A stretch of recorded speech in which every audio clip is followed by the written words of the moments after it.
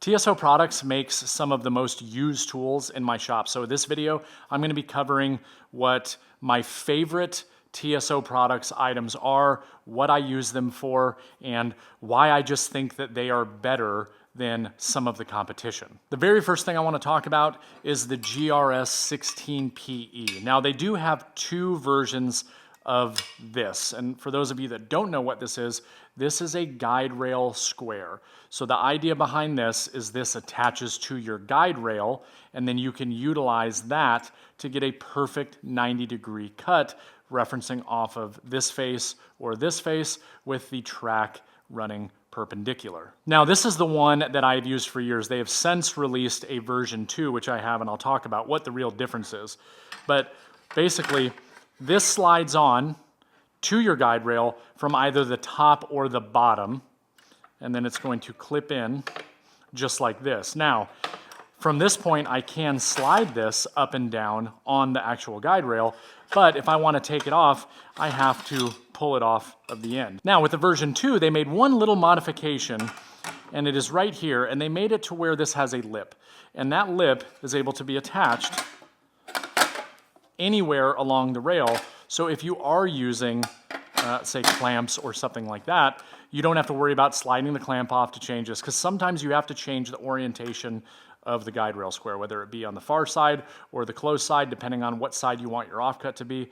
And it is nice that you can slide it back and forth, but that simple little addition to the version 2 really made all the difference in the world. Next is what I believe to be the best product that they make, and the absolute best version of this that is available on the market, and that is the parallel guides. Now I understand some of you may not know what parallel guides are used for. Now these attach, just like the square, to your guide rail. And the whole purpose of these is that you have two of them, they have stops, and they have scales, and I can set these once they have been calibrated to whatever measurement I want. So in this case, let's just say 26. I can set this and this to 26, put the stops down, butt it up against my reference surface, and I can make cut after cut after cut without having to measure every time. So when it comes to repeatability, these are fantastic. If you're somebody that's breaking down a lot of plywood, these are an absolute must if you're doing that with your track saw. Now, I do have a video comparing these to other brands on the market. If you want to check that out, I'll put a video link down in the video description. I also have a video talking about the different guide rail squares, and I will leave that link down in the bottom as well. So what separates these from the other options on the market?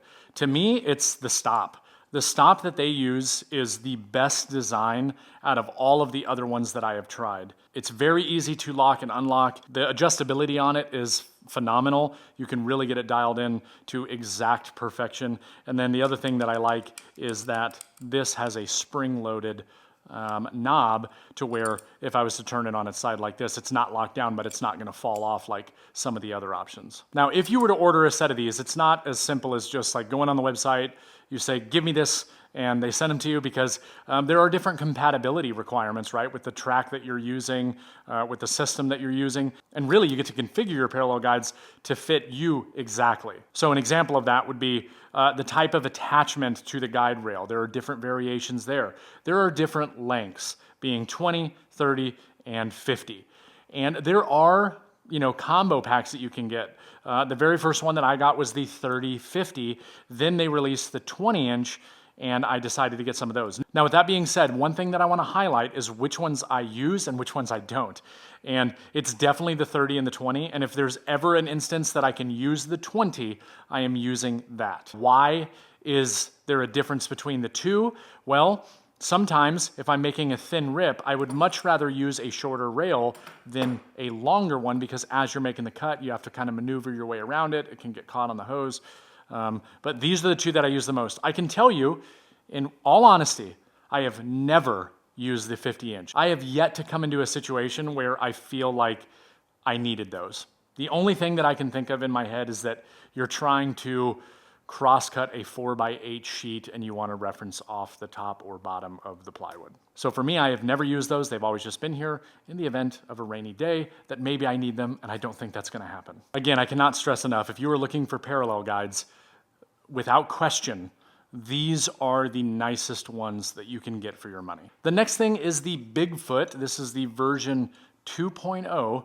I used to have the version 1, now I have the version 2, but basically what this is a support that gets attached to either your Domino 500 or the DF 700. You can apply it to either one exactly the same. To attach it, you simply place it on a flat surface, tighten down the knobs to the holes that correspond, and what this does is this gives me additional support if I am doing a vertical plunge. Now with the Domino 500, it's not really as challenging because it's a smaller machine, so manipulating it is a little bit easier.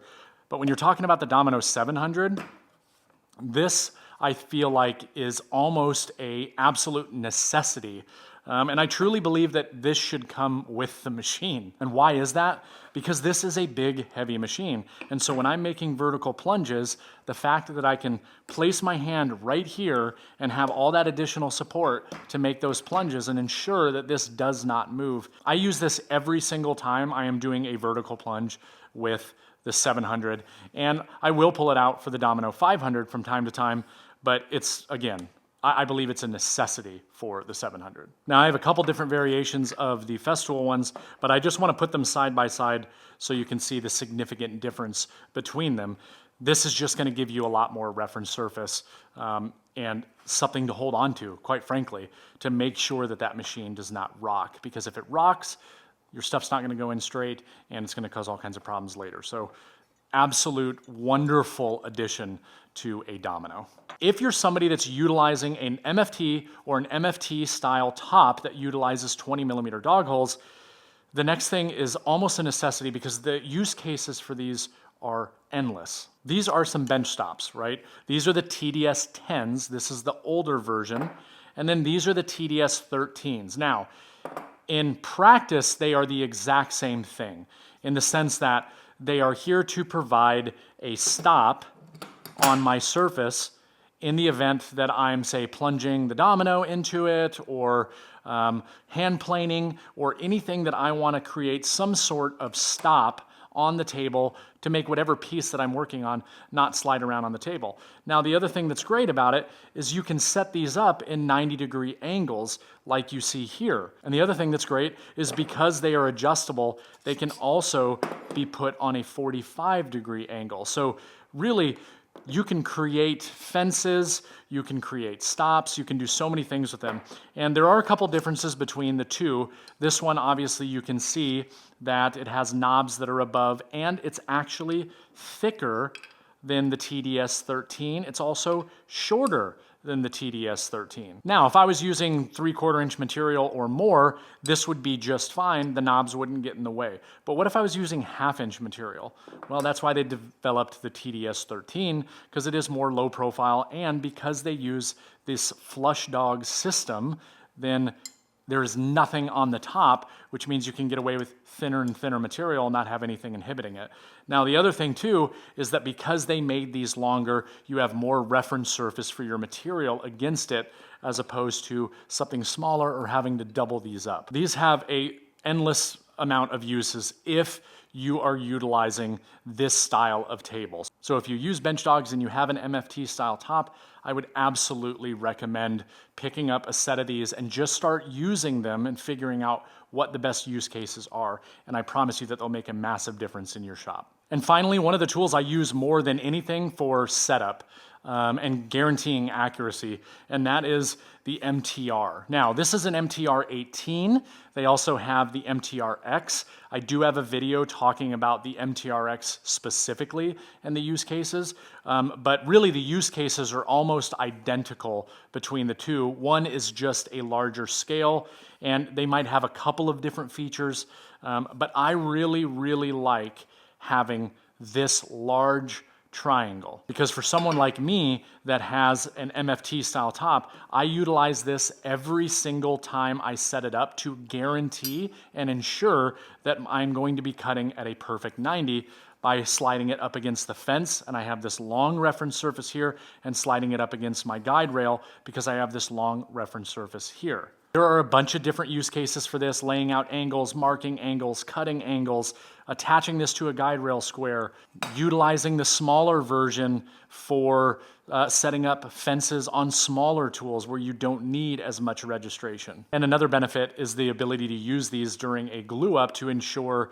during assembly you get a corner perfectly 90 degrees. This one is obviously too large to fit in a sustainer like the one that you see right here. It's really great that they made a smaller version of it, so that way it stores away with the triangle, with all of the pieces. The exception to this is that you have this, and then you can get a sustainer that actually houses all of the components. Because again, like I said, this is not just a triangle, right?